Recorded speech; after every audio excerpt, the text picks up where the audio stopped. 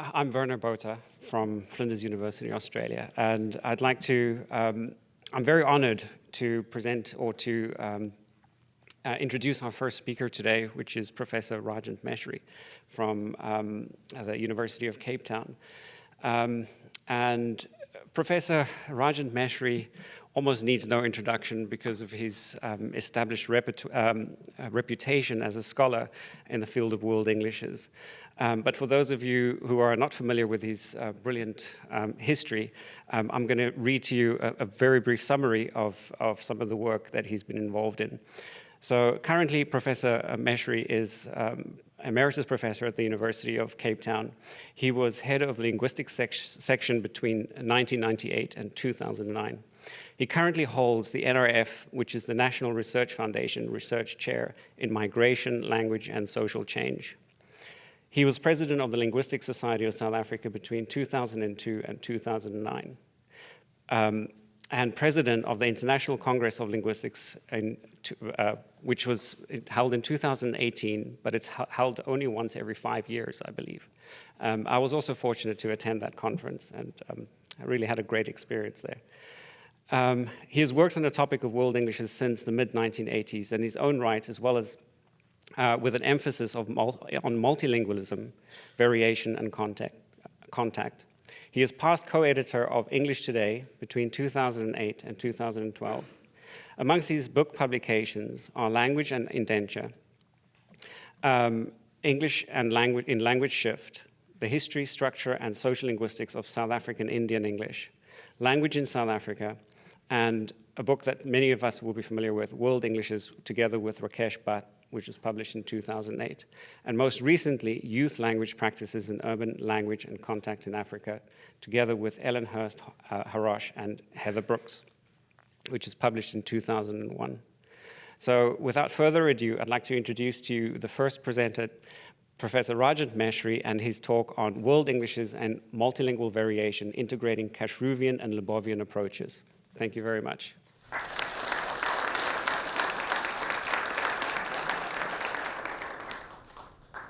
Thank you very much for that introduction, Werner. So it's a great pleasure to be here in this most wonderful setting, and indeed a great honor to be invited to give the first formal presentation of the first meeting of IAWE after the COVID hiatus, as I like to think of it. It is also my first trip outside South Africa since 2019. And I must say that it is a great experience to be back on the conference circuit. I didn't realize how much I'd missed it, actually. Thank you to the organizers. I can see that this is going to be a well-run conference with more than one peanut for lunch and supper. So my thinking is very much about world Englishes in a multilingual world. So I was very pleased to be invited to this conference, and my title, in fact, takes off of the conference theme, and I want to do some theoretical work on some aspects that have engaged me of late. I think we all know that all disciplines, and certainly linguistics, perhaps less so formal linguistics, but all branches of sociolinguistics have had to grapple in the last 20 years with several effects of the world around us, notably globalization, notably technologization of communication with the new affordances of social media, Zoom, etc., etc.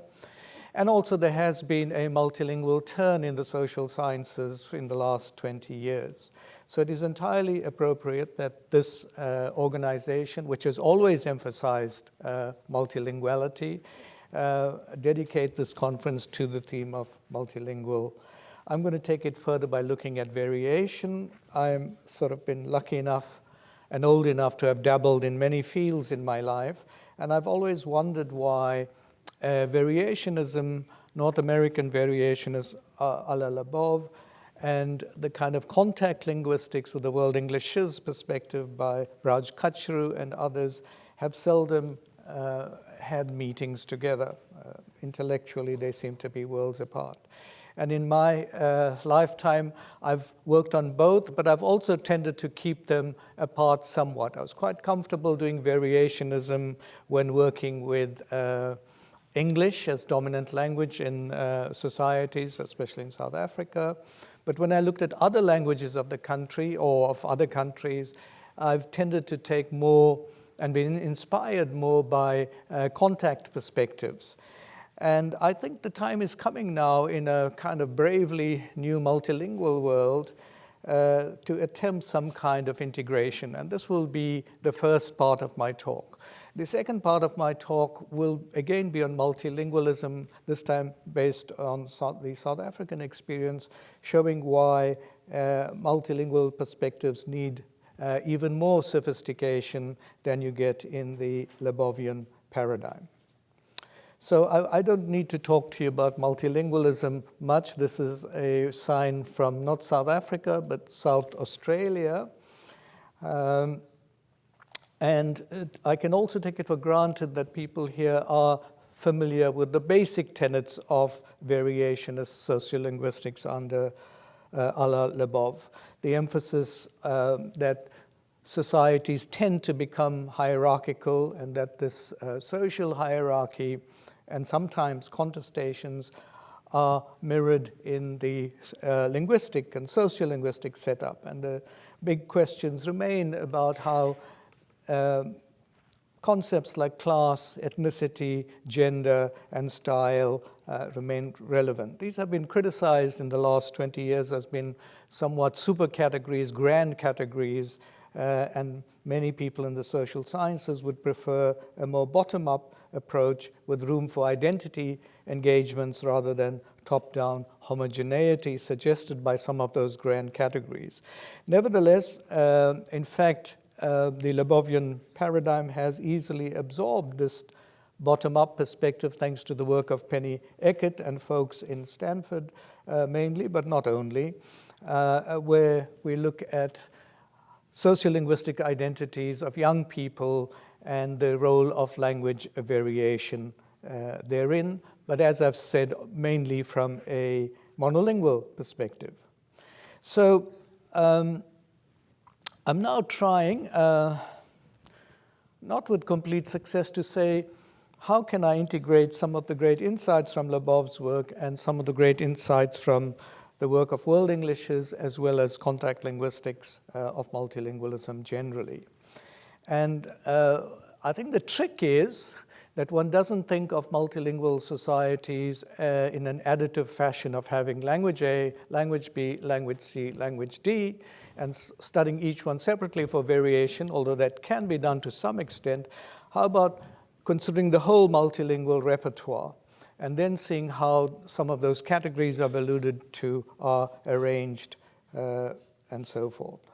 So I'm going to come up with 10 general principles which are on your handout on page 2, and I'm going to go to them fairly quickly because, as I've said, that is really the first half of my talk before I go on to work that I'm really currently engaged in. And one thing that you can see at the top of page 1 of your handout is a famous pyramid diagram for social variation associated with Peter Trudgill, and that is English-based societies tend to be like a pyramid in that the most variation occurs at the base, and there's the most localized, non-standard variation at the bottom versus minimal variation at the highest level and the standard dialect occurring at the top. Now, such a model does not work in multilingual societies, and it's not that we have 3 separate pyramids, but the interaction between different languages are quite different. And in the modern world, the way the post-colonial world has panned out as well, prestige and power do not necessarily cohere with the most standard dialect. So speakers of Zulu and Xhosa, in future I'll avoid the click and simply say Xhosa, this is Nelson Mandela's language, Xhosa, have high status speakers, are multilingual, but for their own language of Zulu and Xhosa need not be speakers of the standard. Speakers of the standard are, in fact, low prestige, rural individuals, often old women who do not have high status in the society, but generally in the public domain, but they would have certainly high status within the family domain. So, we need to factor in multilingualism and see how far this would take us. And I want to introduce the notion within the multilingual repertoire of P codes and S codes. P standing for prestige and S for solidarity. This is not radically different from H and L codes in Ferguson's diglossic model or in Fishman's extension thereof, but I'm avoiding H and L because they work very well for diglossic societies, and diglossia is retreating in the modern world. I don't think it really exists in the Middle East anymore from reading recent writings on that theme. And so with solidarity S and P languages, I want to explore how Lebov's hierarchies might or might not work. Okay, so I've already addressed this point. I won't go into that. The second point is that the solidarity codes, if you want to think of them as traditional indigenous languages in many societies, they do not seem to encourage an internal variation involving style shifting towards overly or overtly prestigious variants from within S itself, from within the language. This idea of hierarchical arrangement and style shifting seems not really to be operative. Instead, style shifting often leads to code switching, meaning shifts from the S code solidarity to the P code.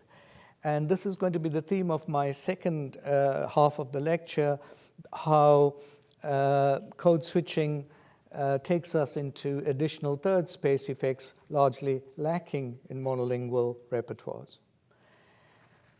So I like Lebov's work in terms of the attention to language change. In fact, you may not know this, but the discipline that I was brought up in and did my master's degree on in this country at Austin, Texas, was in fact historical linguistics. So changes from above and below are things that interest me greatly. So we have an S code here and a P code. The P code, you can think of English mainly in our context of world Englishes versus a solidarity, one or more solidarity codes in a society. So how do changes from above occur in the lower S code? Well, increasingly changes from above seem to originate among speakers educated in the P code. There's some complexities, but I fear I won't have time to go into that. And then we have the P code up there. What about changes from below in the P code? This is more or less well known, known as substrate influence in language context studies. With one exception, and that is in the modern world, in many societies, certainly in my country, the highest status elite speakers of P, and I don't mean necessarily of the settler varieties, if I may quote Edgar Schneider. I'm talking about the highest status, local indigenous language speakers who are elite speakers of P have few or no such substrate-induced changes. And that was the subject of an article of mine using acoustic sociophonetics in 2017. I'll talk about it when I return to the topic of gender. We can also talk about, since we have an S code and a P code, what about changes from below in the S code? Is that possible? What about changes from above in the P code? Is such a thing possible? And the answer seems to be yes. And Werner mentioned some of the youth language research I've got into of late, and you may be wondering why a kind of gray-haired, hoary old man should be delving in youth languages. Well, those are also centers of a kind of anti-prestige. They are centers of innovation, sectors of innovation, I should say. And indeed, it seems to me the changes from below in those local codes seem to come robustly from the street language, slang-infused language of mainly males who may or may not hang around street corners. Changes from above for the P code are interesting, but would probably take us too far into variationism.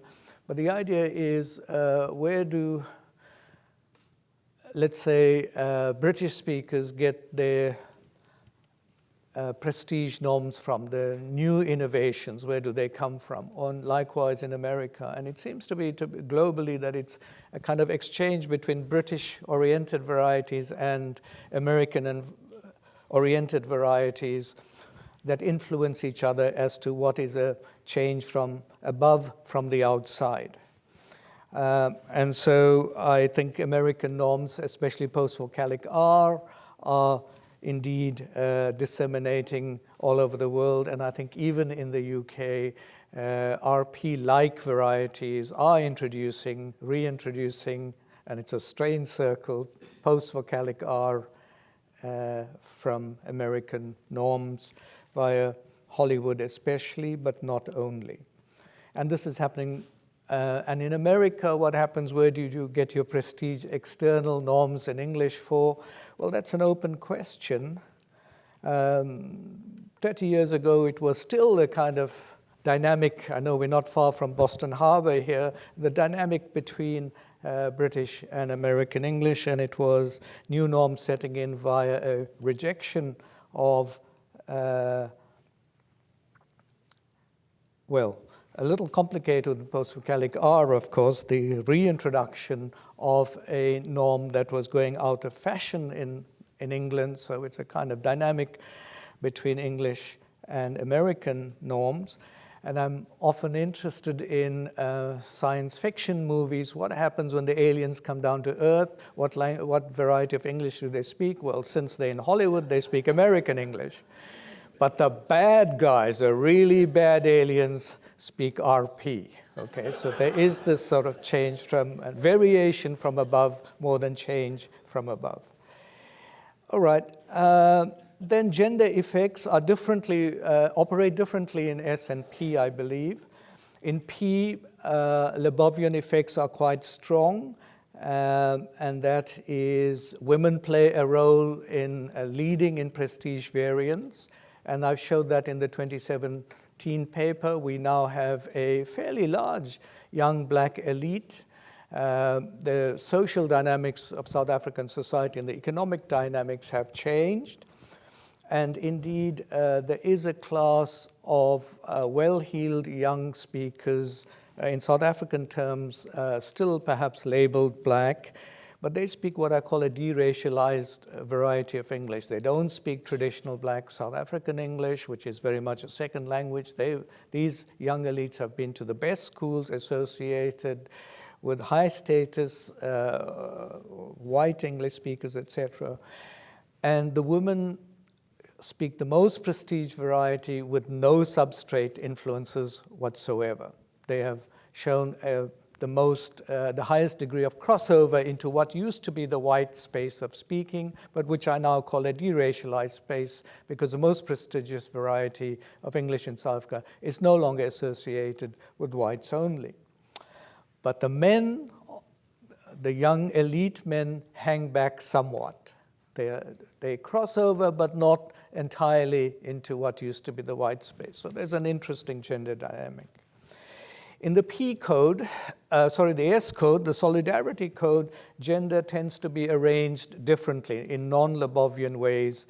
I think the way the world has stacked out through the long lens of history, gender differences are much stronger outside the North or the West, as we used to call it, so that you have many languages outside the West in which gender arrangements are fixed in language, which prefix you use to refer to a male or a female, which endings are chosen by males versus females, and so on, are typical of S codes rather than P codes, although I suspect that's too strong a generalization.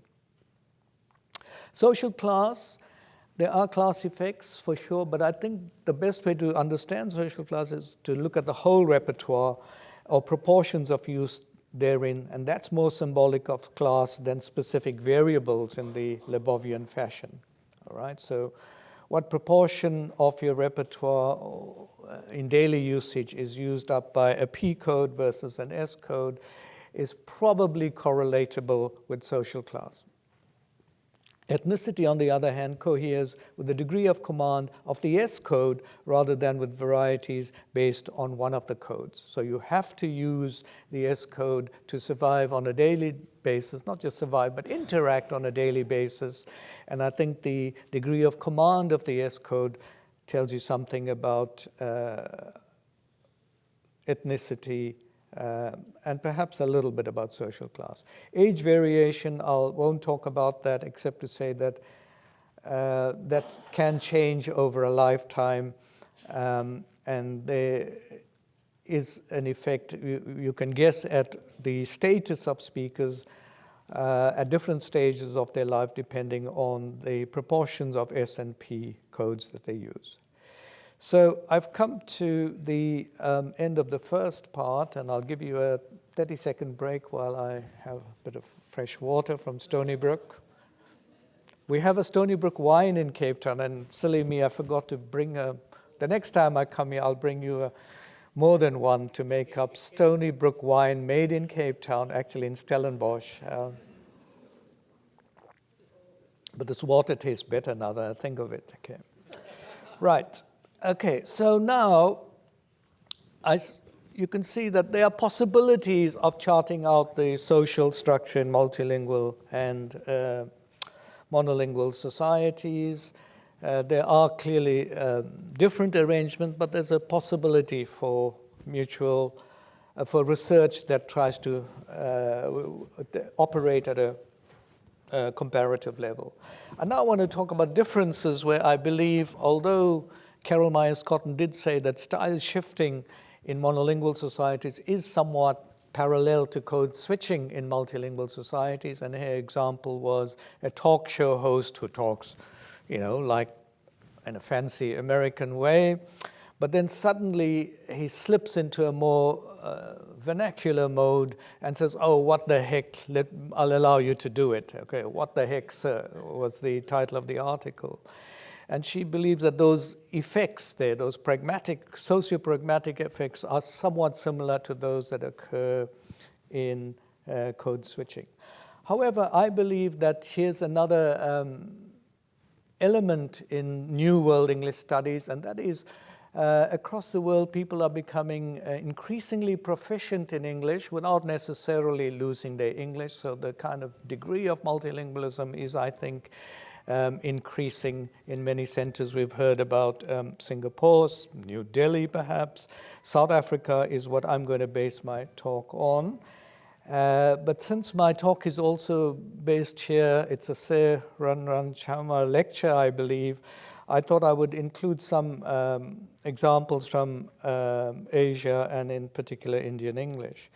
So I'm going to look at language structure rather than phonology and to see how the juxtaposition between S and P in a multilingual repertoire results in some highly creative effects that belong to neither S in its monolingual mode nor to P in its monolingual mode. And I'm going to call this a third space. Nothing really new there. After Homi Bhabha, a philosopher who insisted that migrants, but not only migrants, inhabit a third space, a different world, different from the land they left behind, and not quite the same as the land and host society they are immersed into, but a viable and valid third space. So it's a nice metaphor, I think. I'll be drawing partly on the wonderful work of Braj Kachru. This book is now a classic. But also on a Lonely Planet book called Indian English Language and Culture.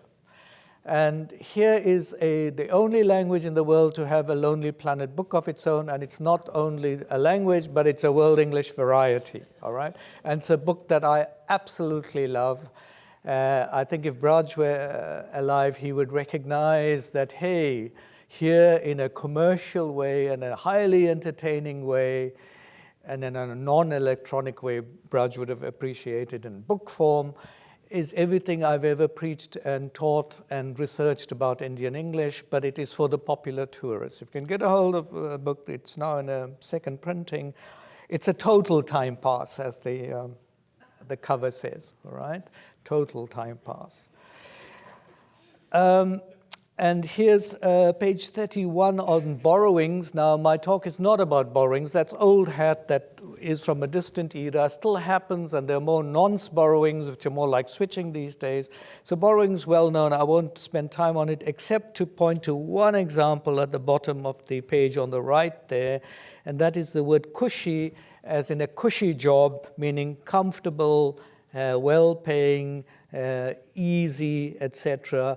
And I'd forgotten this until I looked into this book, of which I was an original editor before I was kicked out because I was too slow to meet all the Australian deadlines of The Lonely Planet. And it comes from Hindi kushi, happiness, happy, right? And that's really refreshing to learn. However, I want to look at the left-hand side, and I want to look at what I believe is the third space that is a little more than English, and it's a bit of Hindi and Indian languages together. This is called the echo word construction. It occurs in almost every language of India and in that of neighboring countries as well, where you take a noun and you repeat it, but you change the first syllable. So some of the examples that you see there are car, karvar, meaning cars and such, cars, trucks and whatever other vehicles. Chai shai is tea and such, right? Tea and maybe coffee, etc. Chair ver, chicken, dance vans, eating, veeting, fail, veil, love, shove, marriage, varriage, all right? So, sharriage, sorry. So echo word constructions literally mean and so on and so forth, but they also have a kind of playful element to them.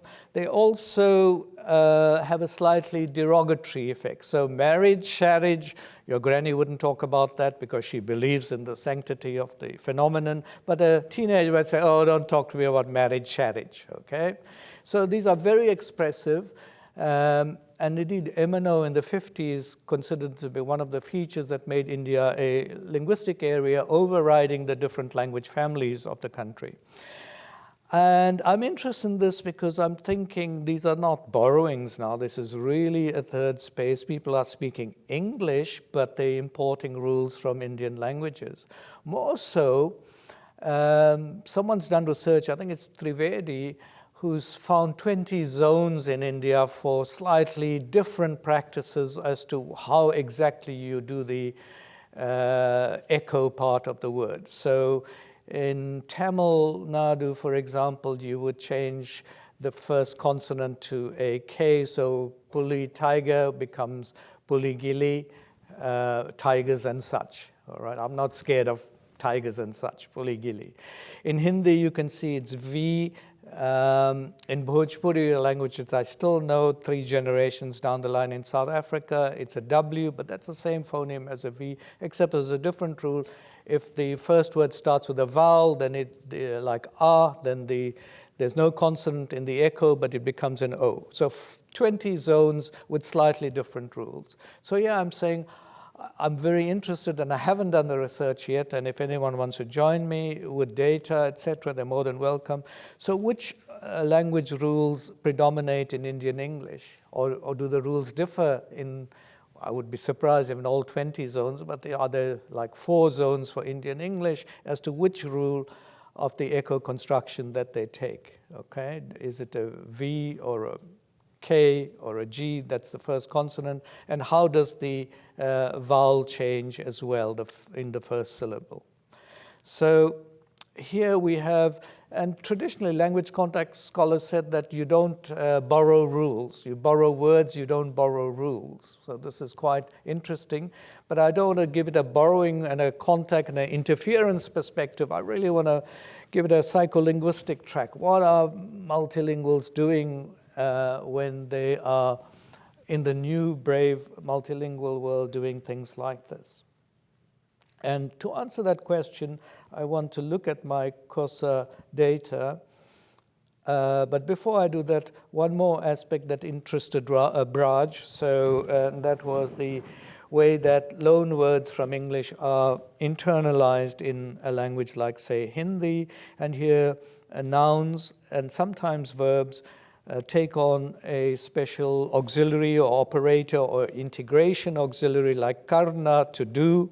So if you want to integrate a noun like anger, then you add karna, and the karna takes on all the suffixation that you expect from a verb and integrates it properly into the Hindi sentence. So anger karna, love karna, marriage karna, and so on. There are other integrational auxiliaries, about 8 or 9, including lena, to take, dena, to give, and so on. I don't know if folks who know Hindi better than me and are more in touch with New Delhi, etc., these examples seem a little old to me now, and I'm not sure whether Delhi has moved on and that the English is too well known for you to talk about love, pity, worry, and anger and give it the special status, whether karna now associates with other kinds of more abstract nouns, etc. So that's a question I want to leave open. So Werner, how am I doing for time? Do I have 15 to 20 minutes? Excellent. Right, so now let me turn to Isikosa, or Kosa as I'll also call it. And here there is something similar to karna in African languages. It's an innovation, however, unlike karna, which has been there for a long time in the language and no doubt has a base form from Sanskrit, etc.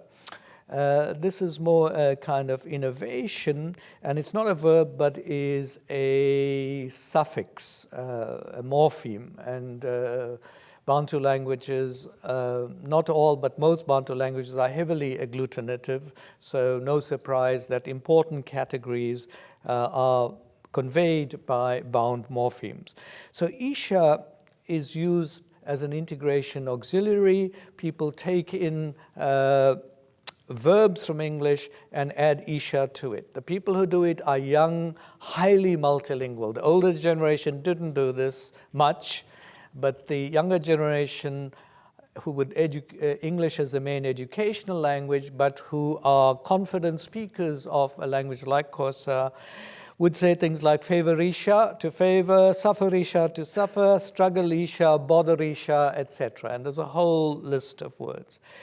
I've got this data partly from an MA student of ours who didn't take it as far as he could have in terms of structural analysis, and also a PhD student working on urban varieties of Xhosa. Sadly, Lulu passed away during the COVID era, and I've honored her memory and her work with the blessings of her family and my dean by taking it on and co-publishing an article still in press. So some of this is based on student data. The analysis is mostly mine. So young people enjoy this. When I mention Isha in classes in contact linguistics, students all start smiling and laughing, and they say, nah, there's no rule. We just enjoy it. It's the way we talk. And they pick up the word translanguaging, not from my office, but from other lecturers and other universities. Say, you know, Prof, relax. It's all translanguaging. There's no rule. We have fun, you know, all of that. Now, that's not very satisfying for someone who's dedicated his whole life to linguistics.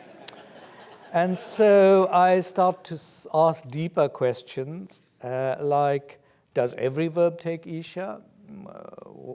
What can we say about that? And it's obvious that not every verb takes on isha.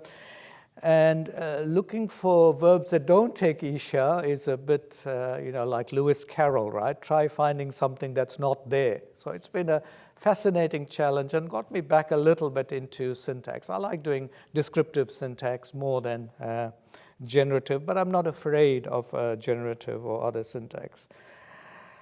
Okay, so one constraint is very interesting, is phonological. If the English verb ends in a ish, it can't take a isha.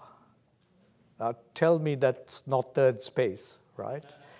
So you can't say publishisha, to publish. Right? The young people here, that's a verb you got to learn. Right? You got to say publisha.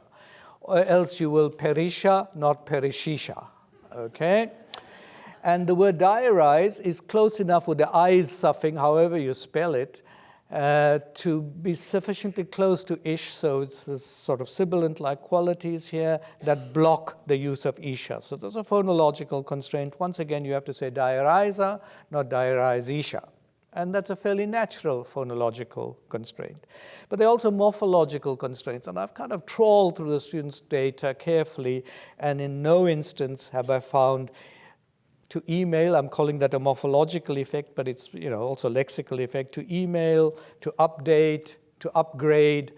So if it's a sort of a phrasal verb like that, it never takes isha. It's always updata, right? You update your status, emailer, not emailisha, and so on. So we're getting warm. The most interesting ones are the syntactic constraints. And in fact, there are many verbs, and you've got to look for them. They are not there, that don't take isha. So which ones are there that don't take isha? So English, we talk about English, if you want to call them borrowings and loan words or nonce words or switchings. Copular verbs, is, am, are, never take isha. Auxiliaries, can, shall, may, must, never take isha. Desiderative, wish and want, never take isha. Causatives, forced someone to do it, made someone to do it, never take isha. Raising verbs, seem and appear, same thing. And light verbs. Light verbs are, I think, my favorite categories of verbs. This is Jesperson's term from long ago, over 60 years ago. A light verb is a verb that doesn't have a full predication of its own. His examples were take, as in take a bath, not take this for me, that's a full verb, but take a bath, you don't take a bath, right? Give an answer, you don't give an answer. It's a kind of metaphorical. And so their predication is a little complicated. And I've noticed that light verbs of English, like indeed, give, take, etc., don't take isha. So this is getting interesting, I think. And secondly, the verbs that do take isha are big verbs. So there isn't a category that lists them all together. If there's a syntactician in the house, please correct me. I couldn't find a term for the verbs that don't take isha. I wanted to call them light verbs, but Jesperson beat me to it with another interpretation of light, so I'm calling them small verbs. This is a small verb constraint. Whereas their students with the isha like big verbs, suffer isha, bother isha, struggle isha. And these are largely Romance-derived words, not humble Germanic four-letter small words. Okay? So what's going on here? Let's give you an example in action. Just one example. I came to Joburg to study, and this is in my PhD students' database. Deza egoli dizoku studisha. Okay, just to give you what it sounds like. But there's a heck of a lot to ponder here, all right? Such an analysis of English words happens when people are learning English as a second language well. So it's an English learning process. But the results or constraints only show up when you're speaking Xhosa in a multilingual way. These rules never show up in L2 English, what we might call traditional Black South African English. The very morpheme isha itself is not in traditional Xhosa. Okay? It has been innovated for this way of speaking. So it's certainly third space effect. It might have been drawn on analogy of the causative morpheme isa, isa, not is, and then giving rise to isha for English borrowings that are not small verbs. Okay, so there's a whole lot, I think a whole lesson here about the interplay between creativity and structure. Again, a theme that Braj wrote about a long time. So you can have fun, enjoy the word, you can translanguage, you can do what you like, but you can't be highly creative without a structure behind it. Or even if you're breaking away from the structure, you're breaking away from something, all right? So I think this is really exceptionally neat. If I have 5 minutes to round off, or even 4, these effects in multilingual Xhosa happen not just with the one set of examples that I've given you, the one property, but just to briefly talk about logical and discourse connectors, I'm pretty certain this happens in every World English that people have studied, or rather the background language to World English is when people are speaking a language like Xhosa or Zulu, but also Hindi, and I dare say possibly maybe Finnish, etc. You suddenly hear lots of ands, buts, ifs, and whethers. All right? So here's an example of a sentence in Xhosa, Siya Goduga, every year go December, but Yonamali Shem Ayibonakali, meaning, well, let's not worry about the meaning, it's up there, but there's a but. You'll also hear an and, you'll also hear an if, a whether, no matter. You also hear discourse connectors. So, I mean, all right, I should tease my students in class. I know how you guys speak, and I'm not as good at Xhosa as you are, so I'll say da-da-da-da-da for the Xhosa, but this is how you speak. And you say, so da-da-da-da-da, I mean da-da-da-da-da, but da-da-da-da-da. Okay, and there's always a laughter of recognition at the time when students used to laugh with the lecturers, right? Times are changing in the educational world. So what's going on here? Well, certainly the influence of English has prestige. These connectors actually have some kind of prestige. So much prestige that I know two people in Southern Africa whose first names, registered first names, are logical connectors. All right? I won't give you the names, though, to protect their anonymity. Now, you might say, well, this is really the restructuring of indigenous languages a la English. And there's something in that. There's something in that. But conversely, in in-group speech, when Xhosa speakers speak with each other but have to speak English because it's a conference or it's a radio talk show, a national talk show, and they're talking to each other in English mode, they drop in connectors from Xhosa or other African languages. You hear words like uguti, to say, that, uyabo, you see or you know, ukuba, if. So here's a flip side effect, and these are third space effects by multilinguals who signal that they are conversant with both languages. And I think slipping these connectors into English is a way of containing the power and prestige of English. And here's an example. I've changed my life for Yabona, you see? Yeah, yes, even here in the community. And so I've come to the end of my talk. I don't have a formal conclusion, except, I think this third space multilingualism is bound to increase in centers as we are impressed by the degree of multilingualism across the world, even as we are saddened by the effects of language endangerment. And it may seem a paradox that I'm talking about language endangerment while I'm talking about the increase in multilingualism. But multilingualism is open-ended. Mathematically, something that is open-ended can increase while other things decrease. More than that, actually, languages of the world that are dying out endangered are not really being replaced by English. It's not really the case that English is the killer language. Small languages, when they are being lost to bigger local or bigger regional languages rather than international languages, although there might be the odd exception here and there. So I think a few references there. It's not by any means complete. If anyone wants to have access to some of these references, you feel free to contact me. And with my last slide, I'll say thank you, Dhanyavad, and Nkosi Kakhulu.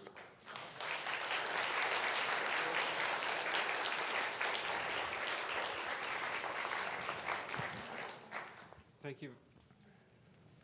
Can anybody hear me? Can you hear me all right? Thank you very much, Raj, for that very, very, very interesting talk. We do have about 10 minutes or so for questions and answers, so I'd like to open the floor now for questions.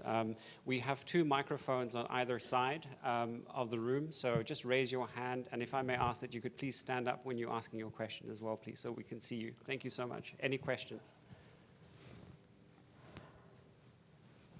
Yes, we have a question right at the back there. Thank you.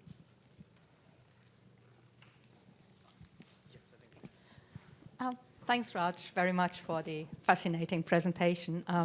The question is about the last part, about the Xhosa English thing with the Isha. I remember you said in the beginning that relating all this stuff to social class is a bit tricky, but I was just wondering whether you could try and tell us a little bit about whether that behavior is more characteristic of individuals with what we would traditionally perceive as a lower class background, or students, speakers with a higher social class background and different proficiency levels in the two languages. Thank you. That looks like Christine Mayakor. Thank you. Yeah, that's a good question. I would tie it, I would hesitate to tie it to social class per se. Would in the first place, I would tie it to education level, degree of proficiency in English, and the need to use it regularly. So this would be more the university-educated generation. Within that university-educated generation, there would be social class differences, and that's where some of the principles I've tried to talk about. I think the highest elites don't use as much Xhosa as the lesser elites, so there is a social class kind of overlay to this nevertheless. So who are these? These are the fluent bilinguals, ones who use almost as much Xhosa as English on a daily basis, but who are highly educated. It's almost a subcultural thing, but it is moving out from that subculture. It is a prestigious subculture. I was told that, for example, the word stadisha, now simplified to tadisha phonologically with the S being dropped, is in fact used in classroom English by teachers themselves. So that's one clear example. And many of these students might become a next generation of teachers and would spread it for sure. So yes, you can find a class element, but it's not a simple kind of thing. I would go more for education level, interactive intent, in-groupness, so a bit of style as well. But they were really very common in the interviews my student did in Johannesburg. Thanks.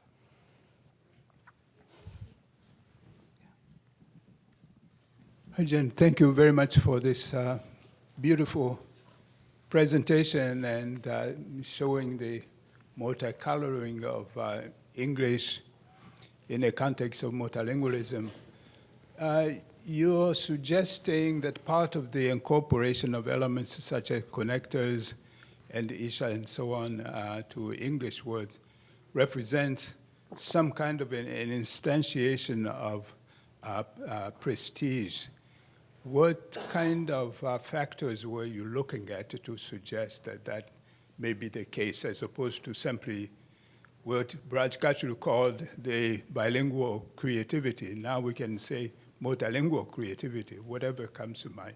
Part of the reason for my asking this question is that I've seen the same thing in Lingala and French in the case of the Congo, or Kiswahili and the more regional language as opposed to inter-regional, such as Swahili itself in East Africa, as well as in the Congo, among other places.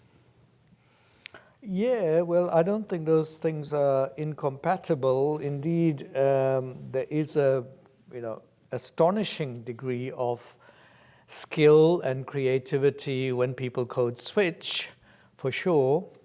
And so far, I think the code switching research has looked at constraints and things differently as to where in the sentence you can or can't switch and what are the pragmatic effects and so on.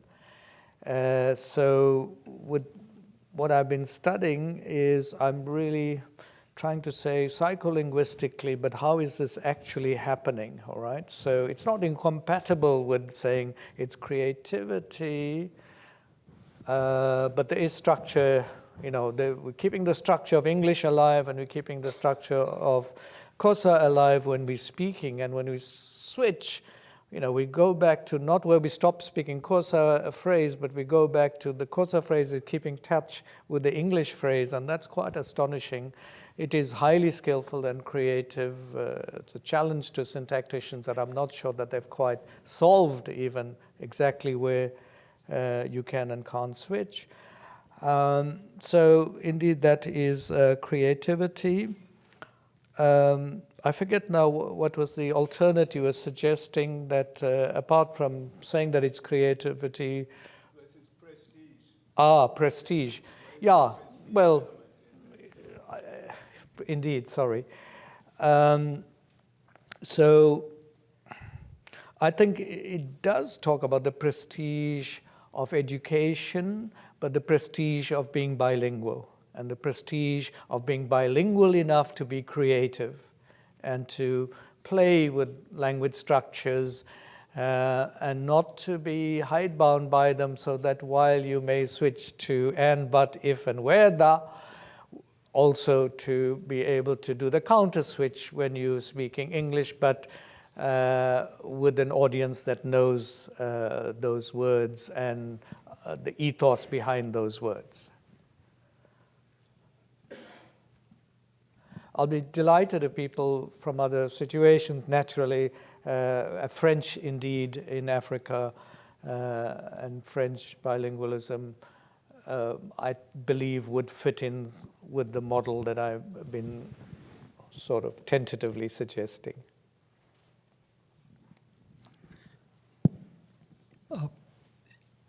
I'm almost forgetting my question because I was trying to process your response to this question. But in any case, a phonological constraint on this Isha is quite clear. As far as syntactic constraint is concerned, if you had, I mean, if it was available for us to see Xhosa data and its the constraint on the uses of Isha, like we have in Hindi, the uses of verbs like karna, probably it will be much easier to look at the constraints of its uses in English. And clearly, it won't be light verb. However, naming it still remains a tough thing. Okay, thank you. I'm not sure if this is going to answer your question, but yeah, sure. I'm constrained by time to discuss the constraints. But really, if the fact that copular, auxiliaries, raising verbs, all the small verbs have to be in Xhosa rather than in English and with Isha, that sets up the predication as being Xhosa, of the whole sentence. And this is a way actually of language maintenance rather than, we get all dazzled by the English thrown in there and we say translanguaging, creativity, yes, all those things. But actually it's a lot deeper than that. And indeed, those elements that I've just mentioned are the core of the syntax of sentences and of complex sentences as well, okay? So it's more the very lexicalized verbs, suffer, bother, etc., that take the Isha. So I don't know if that helps you, but I'm trying to think about the kind of bilingual production, but these would all count, the sentences that I have would count in Myers-Cotton's terms as matrix language Xhosa rather than embedded language. Okay, thank you for that. We have time for one more question. Somebody else have a question? Oh, there.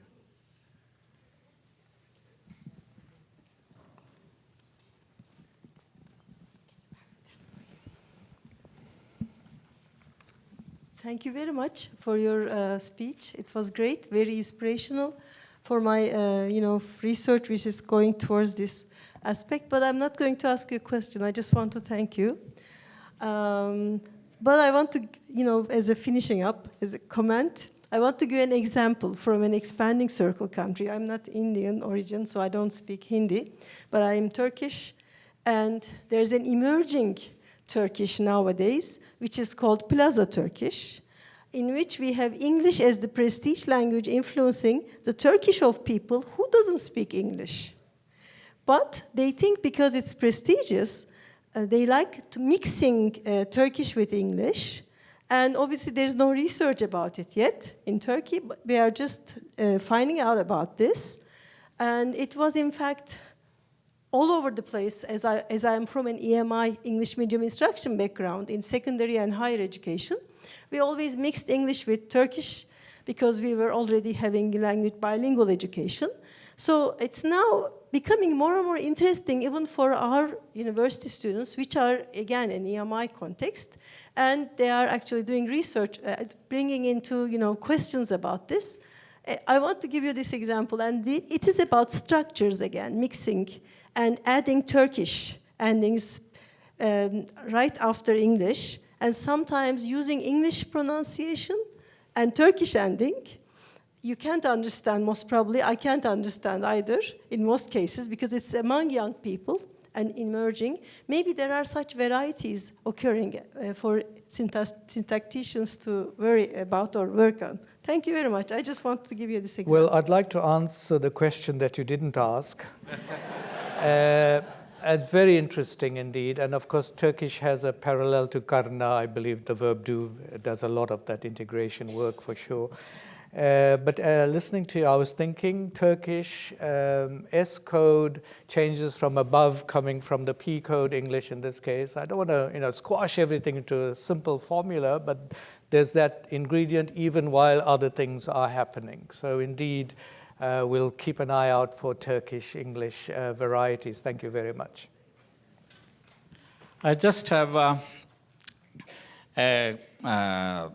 not a question, but a challenge, but not a challenge to you. But I want to echo the challenge that you mentioned. Because we wrote a paper in 1980, published it in the Canadian Journal of Psychology. It was called The Syntax and Psycholinguistics of Bilingual Code Mixing, in which we talked about exactly what you mentioned just now, about the intricate imbrication of the two languages in the mind of the bilingual individual, and especially the syntactic integration of these two things. And we said that we need to go into the, exactly as you said, in terms of the complexities of the specificities of these things that are involved when you try to combine various constituents of the two languages with their own individual constraints into the grammar of a single bilingual sentence. But it has been cited 1,000 times, but this challenge has never been really answered. In the sense, there has never been a decent explanation of how you go about integrating these things. And that, it seems to me, is at the heart of the bilingual experience. And I'm glad that you talked more about it, and I think the kinds of examples that you used would be ideal in exploring that kind of a question, which still remains the most important challenge in bilingual syntax. Thanks. If I can quickly respond, I realize we're running out of time, but when I was exploring what the syntacticians say about light verbs, I found the work of Miriam Butt very useful. And she was saying how other languages like German, which don't have, well, auxiliaries don't do the work in German, but prefixes like auf and so on are doing similar kind of work.